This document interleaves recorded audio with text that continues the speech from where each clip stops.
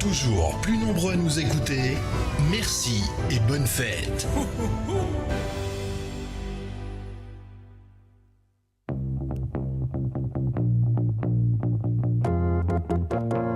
Vous avez pas vu Mirza? La la la la la. Vous avez pas vu Mirza? La la la la la.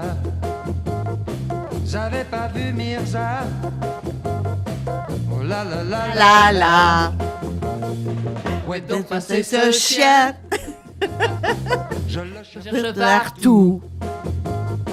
ouais donc C'est ce chien. Il va me rendre fou. ouais donc C'est ce. Ah, Viens, ça y est, je le tiens. veux-tu venir ici? Je le répéterai pas. Veux-tu venir ici? Ça ne pète pas. Veux-tu venir ici? Oh, Ils sont repartis. Allez, repartis. C'est possible. et c'est évidemment la bonne humeur d'Anne-Marie Dethier, vétérinaire, ici en studio. Vous n'avez pas vu, mais c'est votre mensuel. Et voilà, on avait envie de, pour cette dernière de l'année, de faire une petite chansonnette en duo. Voilà. Trio. Trio, t'as chanté, Cécile? Mais là, Un peu. Non. non, voilà. Elle s'est marrée trop. Oui. Voilà.